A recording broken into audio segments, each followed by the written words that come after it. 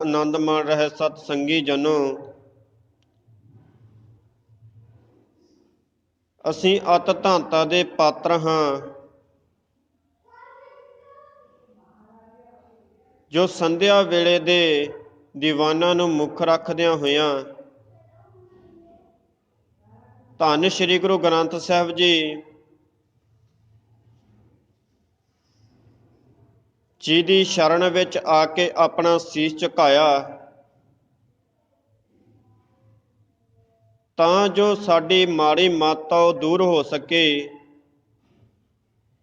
ਤੇ ਗੁਰੂ ਦੀ ਚੰਗੀ ਮੱਤ ਸਾਨੂੰ ਆ ਸਕੇ। ਸੋ ਵੱਡਿਆਂ ਭਾਗਾਂ ਵਾਲੇ ਹਾਂ ਜੋ ਸਤਿਗੁਰਾਂ ਜੀ ਨੇ ਸਾਨੂੰ ਇਹ ਵਡਭਾਗਾ ਸਮਾਂ ਪ੍ਰਾਪਤ ਕਰਵਾਇਆ। ਨਹੀਂ ਤਾਂ ਇਸ ਸੰਸਾਰ ਅੰਦਰ ਕੁਝ ਐਸੇ ਵੀ ਲੋਕ ਹੋਣਗੇ ਜਿਨ੍ਹਾਂ ਦੇ ਕਰਮਾਂ ਵਿੱਚ ਕੁਝ ਦੁੱਖ, ਕੁਝ ਆਵਾਜਾਈ ਵਿੱਚ, ਕੁਝ ਕੰਮਾਂ ਕਾਰਾਂ ਵਿੱਚ ਬਿਜੀ ਹੋਣਗੇ, ਕਿਉਂਕਿ ਸਤਿਗੁਰ ਜੀ ਦੁੱਖਾਂ ਨੂੰ ਵੀ ਦੂਰ ਕਰਦੇ ਨੇ, ਕੰਮਾਂ ਨੂੰ ਵੀ ਦੂਰ ਕਰਦੇ ਨੇ ਤੇ ਰਸਤੇ ਤੇ ਚੱਲਣ ਵਾਲਿਆਂ ਤੇ ਮਿਹਰ ਭਰਿਆ ਹੱਥ ਵੀ ਰੱਖਦੇ ਨੇ।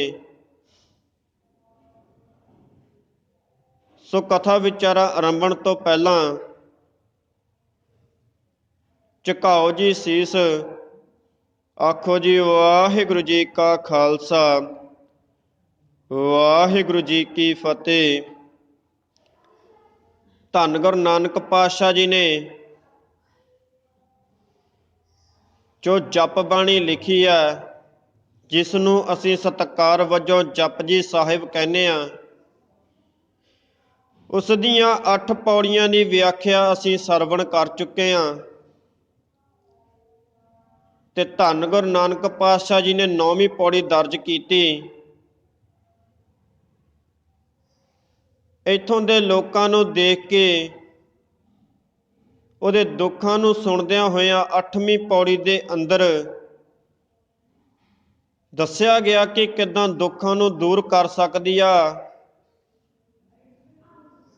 ਧੰਨ ਗੁਰੂ ਸ੍ਰੀ ਗੁਰੂ ਗ੍ਰੰਥ ਸਾਹਿਬ ਜੀ ਦੀ ਬਾਣੀ। ਤੇ ਤਾਂ ਹੀ ਉਹ ਦੂਰ ਕਰ ਸਕਦੀ ਆ ਜੇ ਸਾਡੇ ਅੰਦਰ ਉਸ ਪਰਮਾਤਮਾ ਨੂੰ ਮਿਲਣ ਦੀ ਚਾਹਨਾ ਹੋਵੇ, ਇੱਛਾ ਹੋਵੇ।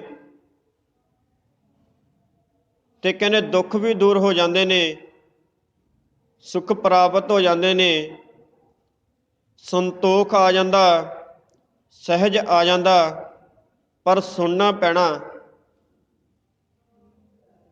ਸੁਣਨਾ ਇਹ ਨਹੀਂ ਵੀ ਕਿ ਕੰਨਾਂ ਦੇ ਨਾਲ ਹੈ ਜਾਂ ਬੋਲਣ ਦੇ ਨਾਲ ਹੈ, ਦੇਖਣ ਦੇ ਨਾਲ ਵੀ ਸੁਣਨਾ ਅਸੀਂ ਦੇਖਦੇ ਹਾਂ ਤੇ ਉਹ ਵੀ ਜੋ ਸਾਡੇ ਅੱਖਾਂ ਨੇ ਉਹ ਵੀ ਦੇਖਣ ਵਿੱਚ ਸਹਾਈ ਆ ਤੇ ਅੱਖਾਂ ਰਾਹੀਂ ਵੀ ਸੁਣਿਆ ਜਾਂਦਾ, ਕੰਨਾਂ ਰਾਹੀਂ ਵੀ ਸੁਣਿਆ ਜਾਂਦਾ, ਜੀਭਾ ਰਾਹੀਂ ਬੋਲਿਆ ਜਾਂਦਾ ਤੇ ਦੂਸਰਾ ਸੁਣਦਾ। ਤੇ ਸਤਿਗੁਰ ਜੀ 9ਵੀਂ ਪੌੜੀ ਦੇ ਅੰਦਰ ਸਮਝਾ ਰਹੇ ਨੇ, ਸੁਣੇ ਈਸ਼ਰ ਬ੍ਰਹਮਾ ਇੰਦ। ਈਸ਼ਰ ਦਾ ਅਰਥ ਹੈ ਸ਼ਿਵ ਜੀ, ਬ੍ਰਹਮਾ ਦਾ ਅਰਥ ਬ੍ਰਹਮਾ, ਇੰਦਰ ਦਾ ਅਰਥ ਇੰਦਰ ਦੇਵਤਾ। ਇਹ ਸਭ ਉਸ ਪਰਮਾਤਮਾ ਜੀ ਦੀ ਵਡਿਆਈ ਕਰਦੇ ਨੇ। ਇਹਨਾਂ ਨੇ ਧੰਨ ਗੁਰੂ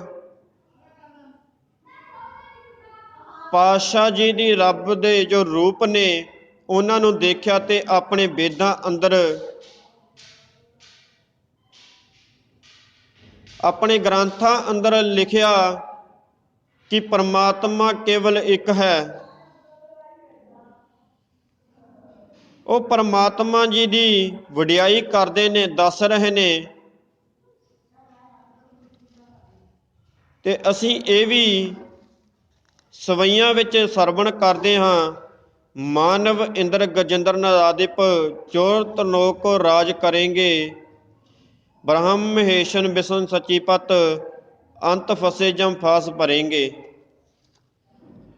ਕਹਿੰਦੇ ਇਹਨਾਂ ਨੇ ਵੀ ਜਦੋਂ ਅਸੀਂ ਫਸ ਜਾਵਾਂਗੇ ਨਾ, ਬ੍ਰਹਮ ਮਹੇਸ਼ਨ ਵਿਸ਼ਨ ਸਚੀ ਪਤ ਅੰਤ ਫਸੇ ਜਮ ਫਾਸ ਭਰੇਂਗੇ, ਕਹਿੰਦੇ ਫਿਰ ਇਹਨਾਂ ਨੂੰ ਕੇਵਲ ਇੱਕ ਪਰਮਾਤਮਾ ਹੀ ਉਸ ਜੁੰਗਲ ਵਿੱਚੋਂ ਕੱਢ ਸਕਦਾ। ਕੇਵਲ ਇੱਕ ਰੱਬ ਹੀ ਹੈ ਜੋ ਪੂਰੀ ਦਾਤ ਦੇਣ ਵਾਲਾ ਵਾ, ਜੋ ਸਭ ਨੂੰ ਰਿਜ਼ਕ ਦੇ ਰਿਹਾ, ਇੱਕੋ ਹੀ ਦਾਤਾ ਵਾ। ਦਦਾ ਦਾਤਾ ਏਕ ਹੈ, ਸਭ ਕੋ ਦੇਵਨਹਾਰ, ਦਿੰਦੇ ਟੋਟ ਨਾ ਆਵਈ, ਅਗੰਤ ਭਰੇ ਭੰਡਾਰ। ਕਹਿੰਦੇ ਉਹਦੇ ਤਾਂ ਖਜ਼ਾਨੇ ਇੰਨੇ ਭਰ ਚੁੱਕੇ ਨੇ ਕਿ ਪਰਮਾਤਮਾ ਜੀ ਨੂੰ ਜਗਿਆਸੂ ਅਰਦਾਸ ਕਰਕੇ ਕਹਿ ਰਿਹਾ ਕਿ ਪਰਮਾਤਮਾ ਜੀ ਮੇਰੇ ਤੇ ਮਿਹਰ ਕਰੋ, ਮੈਂ ਤੁਹਾਨੂੰ ਮਿਲਣਾ ਚਾਹੁੰਦਾ, ਮੇਰੀ ਅਰਦਾਸ ਪੂਰੀ ਕਰੋ, ਮੇਰੇ ਕਰਮਾਂ ਵਿੱਚ ਸੁੱਖ ਲਿਖ ਦਿਓ, ਦੁੱਖ ਨਾ ਹੋਣ, ਆਰਾਮ ਲਿਖ ਦਿਓ, ਕੰਮ ਨਾ ਹੋਣ। ਤੇ ਸਤਿਗੁਰ ਜੀ ਕਹਿੰਦੇ ਦੁੱਖ ਸੁੱਖ ਦੋਏ ਕਰ ਕੱਪੜੇ ਪਹਿਰੇ ਜਾਏ ਮਨੁੱਖ। ਕਹਿੰਦੇ ਦੁੱਖ ਵੀ ਆਉਣਗੇ, ਸੁੱਖ ਵੀ ਆਉਣਗੇ, ਪਰ ਇਹ ਤੈਨੂੰ ਅਪਣਾਉਣੇ ਪੈਣੇ ਨੇ। ਤੇ ਧੰਨ ਗੁਰੂ ਨਾਨਕ ਪਾਤਸ਼ਾਹ ਜੀ ਨੇ 9ਵੀਂ ਪੌੜੀ ਦੀ ਅਗਲੀ ਪੰਕਤੀ ਵਿੱਚ ਲਿਖਿਆ, ਸੁਣਿਆ ਮੁਖ ਸਲਾਹਣ ਮੰਦ। ਕਹਿੰਦੇ ਜਿਨ੍ਹਾਂ ਨੇ ਸੁਣਿਆ, ਜਿਨ੍ਹਾਂ ਨੇ ਗਾਇਆ, ਜਿਨ੍ਹਾਂ ਨੇ ਉਸ ਪਰਮਾਤਮਾ ਜੀ ਨੂੰ ਦੇਖ ਕੇ ਇਹ ਕਹਿ ਦਿੱਤਾ ਕਿ ਉਹਨਾਂ ਦੇ ਮੁਖ ਉਜਲ ਹੋ ਜਾਣਗੇ, ਜਿਹੜੇ ਉਸ ਦੀ ਬਾਣੀ ਨੂੰ ਗਾਉਣਗੇ। ਕਹਿੰਦੇ ਮੰਦਾ ਮਨੁੱਖ ਵੀ, ਮੰਦ ਦਾ ਭਾਵ ਮੰਦਾ ਮਨੁੱਖ, ਜੇ ਉਹ ਗੁਰਬਾਣੀ ਨੂੰ ਸੁਣ ਲਵੇ ਤੇ ਕਹਿੰਦੇ ਉਸ ਦੇ ਜ਼ਿੰਦਗੀ ਦੇ ਅੰਦਰ ਖੜਾਓ ਪੈਦਾ ਹੋ ਜਾਵੇਗਾ। ਉਸ ਦੇ ਵੀ ਅੰਦਰੋਂ ਵਡਿਆਈਆਂ ਸ਼ੁਰੂ ਹੋ ਜਾਣਗੀਆਂ ਪਰਮਾਤਮਾ ਜੀ ਨੂੰ ਗਾਉਣ ਦੀਆਂ, ਤੇ ਉਸ ਦਾ ਮੁਖ ਵਾ ਜਿਹੜਾ ਉਜਲਾ ਹੋ ਜਾਵੇਗਾ, ਸਲਾਹਣਯੋਗ ਹੋ ਜਾਵੇਗਾ। ਸੁਣਿਆ ਮੁਖ ਸਲਾਹਣ ਮੰਦ। ਕਹਿੰਦੇ ਮੰਦੇ ਮਨੁੱਖ ਦਾ ਜੋ ਮੂੰਹ ਆ, ਕਹਿੰਦੇ ਉਹ ਸਲਾਹਣਯੋਗ ਹੋ ਜਾਵੇਗਾ, ਭਾਵ ਉਸ ਨੂੰ ਸਾਰੇ ਚਾਹੁਣ ਲੱਗ ਜਾਣਗੇ ਕਿ ਇਹ ਮਾੜੇ ਕੰਮ ਛੱਡ ਕੇ ਧਰਮੀ ਹੋ ਗਿਆ। ਤੇ ਮਾੜੇ ਕਰਮਾਂ ਦੀ ਗੱਲ ਕਰੀਏ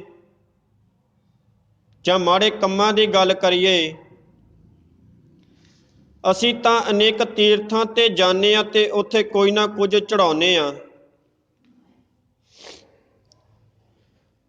ਤੇ ਅਸੀਂ ਉੱਥੇ ਜਾ ਕੇ ਵੀ ਕੁਝ ਮੰਗਣ ਦੀ ਚਾਹਨਾ ਰੱਖਦੇ ਹਾਂ। ਚੱਲ ਉਹ ਤੀਰਥਾਂ ਤੇ ਦਿੱਤਾ, ਚਾਹੇ ਉੱਥੇ ਕੋਈ ਬੁੱਤ ਲੱਗਿਆ, ਚਾਹੇ ਤੁਹਾਡੇ ਭਾਵਨਾ ਦੇ ਨਾਲ ਕੋਈ ਦੇਵਤਾ ਹੈ, ਉਸ ਨੂੰ ਫੁੱਲ ਅਰਪਣ ਕੀਤੇ ਨੇ, ਤੇ ਅਸੀਂ ਤਾਂ ਗੁਰੂ ਘਰ ਵੀ ਨਹੀਂ ਛੱਡੇ। ਤੇ ਗੁਰੂ ਘਰ ਆਉਣ ਲੱਗੇ ਇੱਕ ਬੂਟੇ ਦੇ ਉੱਪਰੋਂ ਫੁੱਲ ਤੋੜਦੇ ਆ ਤੇ ਧੰਨ ਗੁਰੂ ਗ੍ਰੰਥ ਸਾਹਿਬ ਜੀ ਦੇ ਅੱਗੇ ਲਿਆ ਕੇ ਰੱਖ ਦਿੰਦੇ ਆ। ਤੇ ਫੁੱਲ ਨੂੰ ਤੋੜਦਿਆਂ ਹੋਇਆਂ ਤੈਨੂੰ ਇਹ ਕਿਉਂ ਨਹੀਂ ਚੇਤੇ ਆਇਆ ਕਿ ਮੇਰੇ ਵੀ ਪੁੱਤਰ ਨੇ, ਜੇ ਮੈਂ ਅੱਜ ਇਹ ਫੁੱਲ ਤੋੜ ਰਿਹਾ, ਕੱਲ ਨੂੰ ਮੇਰੇ ਫੁੱਲ ਵੀ ਮੇਰੇ ਨਾਲੋਂ ਟੁੱਟਣਗੇ। ਤੇ ਅਸੀਂ ਧੰਨ ਗੁਰੂ ਗ੍ਰੰਥ ਸਾਹਿਬ ਨੂੰ ਖੁਸ਼ ਕਰਨ ਲਈ ਉਸ ਦੇ ਅੱਗੇ ਫੁੱਲ ਰੱਖਦੇ ਹਾਂ। ਪਰਮਾਤਮਾ ਜੀ ਕਹਿੰਦੇ ਜਿਹੜੀ ਮੈਂ ਚੀਜ਼ ਬਖਸ਼ੀ ਉਹਨੂੰ ਤਾਂ ਤੋੜ ਲਿਆਂਦਾ, ਉਹ ਤੈਨੂੰ ਦੁੱਖ ਦੇ ਰਿਹਾ ਸੀ, ਉਸ ਦੇ ਸਾਹ ਚੱਲਦੇ ਸੀ, ਉਹ ਟਾਹਣੀ ਦੇ ਨਾਲ ਲੱਗਿਆ ਖਿੜਿਆ ਅਨੇਕਾਂ ਤਰ੍ਹਾਂ ਦੀ ਖੁਸ਼ਬੂ ਦੇ ਰਿਹਾ ਸੀ ਕਿ ਉਸ ਨੂੰ ਤੂੰ ਮੇਰੇ ਚਰਨਾਂ ਵਿੱਚ ਰੱਖ ਕੇ, ਮੇਰੇ ਅੱਗੇ ਰੱਖ ਕੇ ਤੂੰ ਕਹਿ ਰਿਹਾ ਕਿ ਮੈਂ ਖੁਸ਼ ਹੋ ਜਾਵਾਂਗਾ।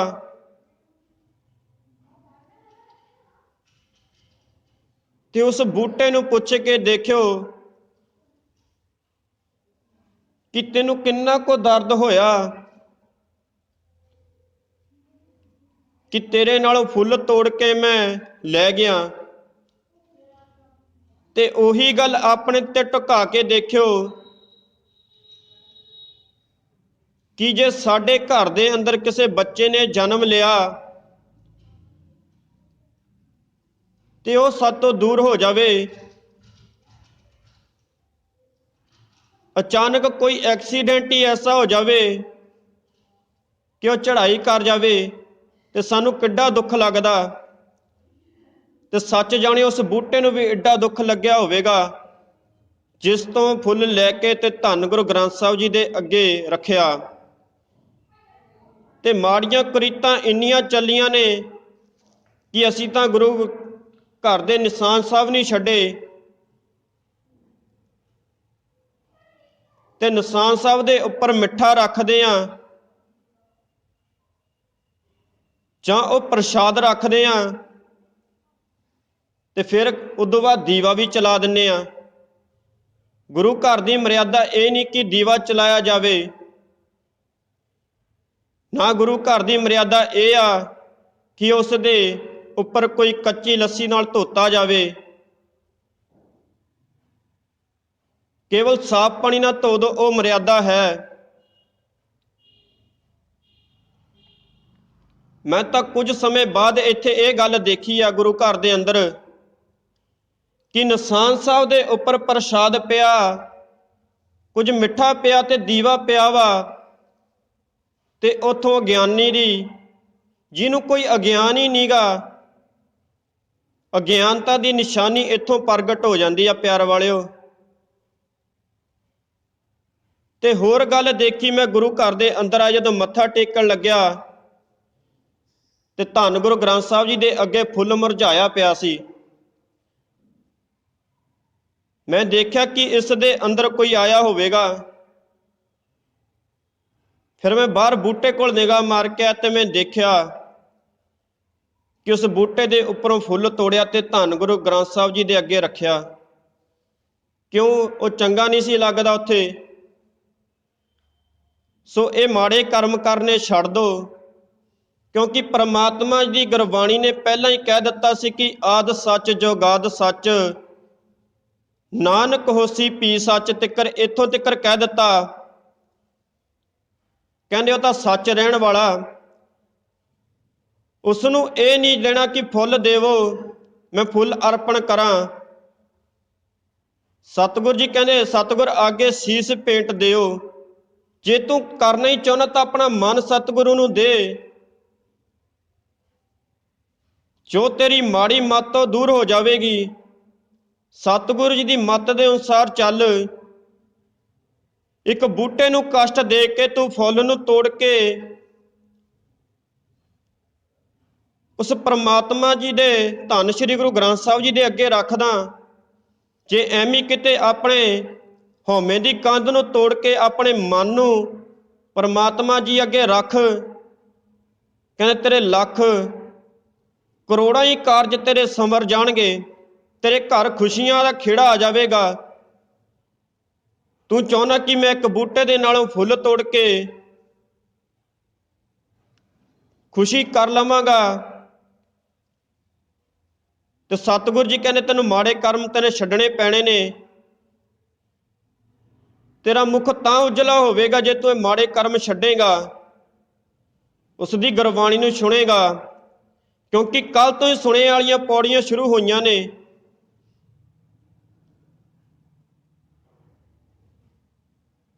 ਤੇ ਕੱਲ ਅਸੀਂ ਪਹਿਲੀ ਪੌੜੀ ਸੁਣੇ ਦੀ ਕੀਤੀ ਆ ਕਿ ਕਿੰਨਾਂ ਨੇ ਸੁਣਿਆ? ਕਹਿੰਦੇ ਸਿੱਧਾਂ ਨੇ, ਪੀਰਾਂ ਨੇ, ਸਾਰਿਆਂ ਨੇ ਸੁਣਿਆ। ਧਰਤੀ ਦੇ ਉੱਤੇ ਆਕਾਸ਼ ਤਿੱਕਰ ਕਿਸ ਨੂੰ ਸੁਣਿਆ? ਕਹਿੰਦੇ ਉਸ ਪਰਮਾਤਮਾ ਜੀ ਦੀ ਵਡਿਆਈ ਨੂੰ ਸੁਣਿਆ। ਤੇ 9ਵੀਂ ਪੌੜੀ ਦੇ ਅੰਦਰ ਧੰਨ ਗੁਰੂ ਨਾਨਕ ਪਾਤਸ਼ਾਹ ਜੀ ਅਗਲੀਆਂ ਪੰਕਤੀਆਂ ਦਰਜ ਕਰ ਰਹੇ ਨੇ। ਕਹਿੰਦੇ ਸੁਣਿਆ ਜੋਗ ਜੁਗਤ ਤਨ ਭੇਦ,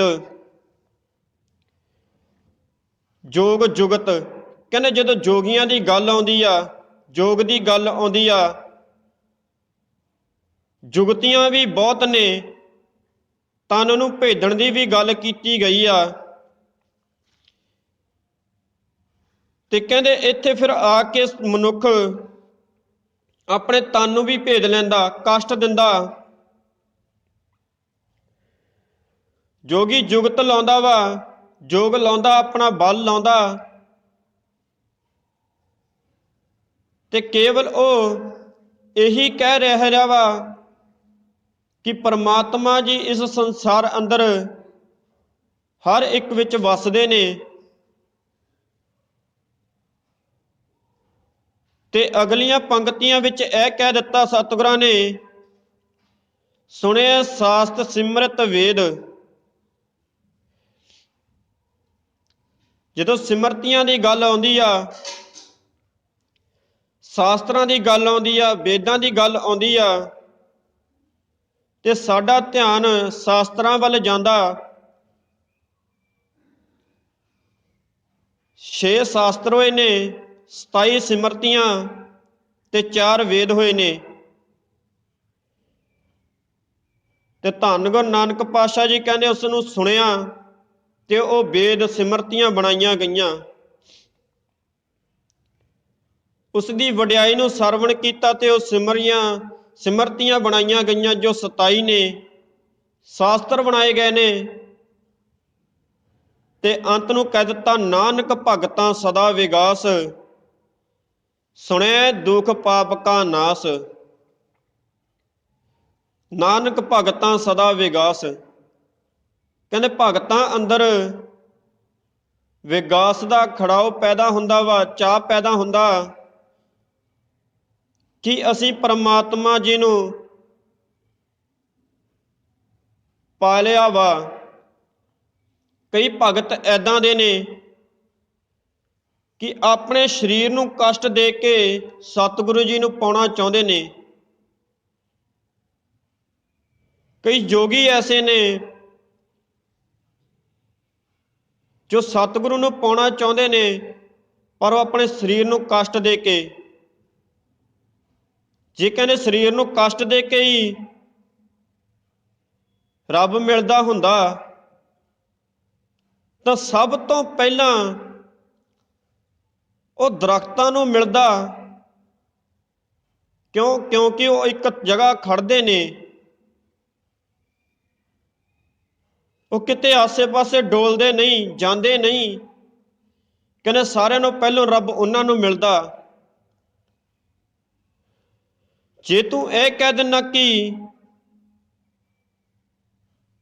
ਇਸ ਸੰਸਾਰ ਅੰਦਰ ਨੰਗੇ ਰਹਿ ਕੇ ਮੈਂ ਉਸ ਪਰਮਾਤਮਾ ਨੂੰ ਪਾ ਲਵਾਂਗਾ, ਮੈਂ ਆਪਣੇ ਤਨ ਤੇ ਕੋਈ ਵੀ ਕੱਪੜਾ ਨਹੀਂ ਪਾਵਾਂਗਾ, ਤੇ ਕਹਿੰਦੇ ਉਹ ਵੀ ਫਿਰ ਇਸ ਸੰਸਾਰ ਅੰਦਰ ਗਲਤ ਸਾਬਤ ਹੁੰਦਾ। ਕਿਉਂਕਿ ਇਸ ਤੋਂ ਪਹਿਲਾਂ ਤਾਂ ਜਾਨਵਰ ਨਗਨ ਅਵਸਥਾ ਵਿੱਚ ਰਹਿ ਨੇ ਤੇ ਸਾਰਿਆਂ ਨੂੰ ਪਹਿਲੋਂ ਰੱਬ ਉਹਨਾਂ ਨੂੰ ਪ੍ਰਾਪਤ ਹੋਵੇਗਾ। ਤੇ ਫਿਰ ਆ ਜਾਂਦੀ ਆ ਗੱਲ ਭੁੱਖ ਦੀ, ਵੀ ਮੈਂ ਭੁੱਖਾ ਰਹਿ ਕੇ ਇਸ ਸੰਸਾਰ ਅੰਦਰ ਕਹਿੰਦੇ ਰੱਬ ਨੂੰ ਪਾਲਾਂਗਾ। ਪਰਮਾਤਮਾ ਜੀ ਕਹਿੰਦੇ ਇਹ ਵੀ ਗੱਲ ਤੇਰੀ ਪੂਰੀ ਨਹੀਂ ਹੋਣੀ। ਤੇ ਕਹਿੰਦੇ ਜੇ ਮੈਂ ਸਰੀਰ ਤੇ ਸਵਾਹ ਲਾ ਕੇ ਪਰਮਾਤਮਾ ਨੂੰ ਕੋਈ ਯੋਗ ਸਾਧ ਕੇ ਕੋਈ ਤਾਕਤਾਂ ਦੇ ਨਾਲ ਉਸ ਪਰਮਾਤਮਾ ਨੂੰ ਹਾਸਲ ਕਰ ਲਵਾਂਗਾ, ਤੇ ਕਹਿੰਦੇ ਇਹ ਵੀ ਤੇਰਾ ਸੁਣਿਆ ਤਾਂ ਜਾਵੇਗਾ ਜੇ ਤੇਰਾ ਮਨ ਅੰਦਰੋਂ ਸੱਚਾ, ਤੇਰਾ ਭਾਂਡਾ ਅੰਦਰੋਂ ਖਾਲੀ ਆ, ਤੇ ਤਾਂ ਉਸ ਵਿੱਚ ਦੂਜੀ ਦਾਤ ਪ੍ਰਾਪਤ ਹੋਵੇਗੀ। ਨਹੀਂ ਤਾਂ ਫਿਰ ਇਸ ਤਰ੍ਹਾਂ ਹੋ ਜਾਵੇਗਾ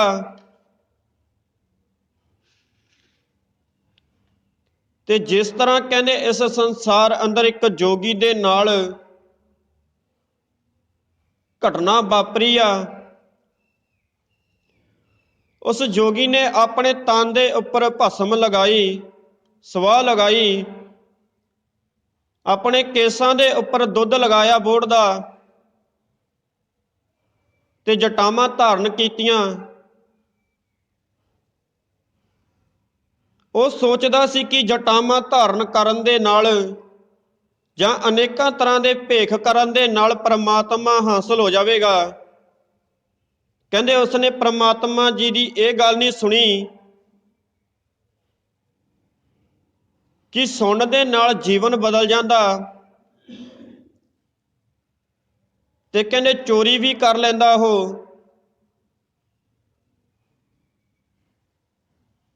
ਤੇ ਗੁਰਬਾਣੀ ਵਿੱਚ ਵਚਨ ਆਉਂਦਾ ਅਸੰਖ ਚੋਰ ਹਰਾਮਖੋਰ। ਕਹਿੰਦੇ ਜੇ ਕਿਤੇ ਇਹ ਗੱਲ ਸੁਣੀ ਹੁੰਦੀ ਤੇ ਕਹਿੰਦੇ ਚੋਰੀ ਕਰਨੀ ਛੱਡ ਦਿੰਦਾ।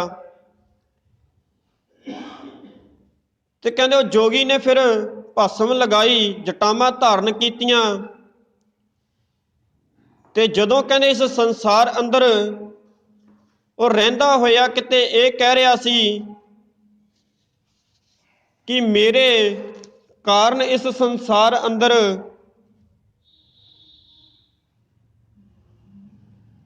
ਅਨੇਕਾਂ ਤਰ੍ਹਾਂ ਦੇ ਭਰਮ ਕਰਾਂਗੇ ਤੇ ਸਾਨੂੰ ਪਰਮਾਤਮਾ ਜੀ ਹਾਸਲ ਹੋ ਜਾਣਗੇ। ਤੇ ਕਹਿੰਦੇ ਉਸ ਜੋਗੀ ਨੇ ਆਪਣੇ ਤਨ ਨੂੰ ਅਨੇਕਾਂ ਤਰ੍ਹਾਂ ਦੇ ਕਸ਼ਟ ਦਿੱਤੇ, ਤੇ ਸਤਿਗੁਰੂ ਜੀ ਕਹਿੰਦੇ ਜਦੋਂ ਮਰਦਾ ਹੋਇਆ ਇਹ ਕਹਿ ਗਿਆ ਕਿ ਤਨ ਨੂੰ ਆਪਣੇ ਨੂੰ ਕਸ਼ਟਾਂ ਦਾ ਪਰਮਾਤਮਾ ਨਹੀਂ ਮਿਲ ਸਕਦਾ, ਜੇ ਮਿਲਣਾ ਵਾ ਤਾਂ ਉਸ ਨੂੰ ਸੁਣਨਾ ਪਵੇਗਾ, ਜੇ ਸੁਣਿਆ ਤਾਂ ਉਸ ਨੂੰ ਮੰਨਣਾ ਪਵੇਗਾ, ਜੇ ਮੰਨਿਆ ਤਾਂ ਉਸ ਨੂੰ ਆਪਣੇ ਹਿਰਦੇ ਅੰਦਰ ਧਾਰਨਾ ਪਵੇਗਾ, ਜੇ ਧਾਰਿਆ ਕਹਿੰਦੇ ਉਸ ਨੂੰ ਪ੍ਰਗਟ ਵੀ ਕਰਨਾ ਪਵੇਗਾ। ਤੇ ਪ੍ਰਗਟ ਤਾਂ ਹੋਵੇਗਾ ਜੇ ਸਾਡੇ ਅੰਦਰ ਟਿਕਿਆ ਵਾ, ਵਸਿਆ ਵਾ, ਤੇ ਵਸਣਾ ਤਾਂ ਵਾ ਜੇ ਅਸੀਂ ਮੰਨਿਆ ਵਾ, ਮੰਨਣਾ ਤਾਂ ਹੋਊਗਾ ਜੇ ਅਸੀਂ ਉਸ ਪਰਮਾਤਮਾ ਨੂੰ ਸੁਣਿਆ ਹੋਵੇਗਾ।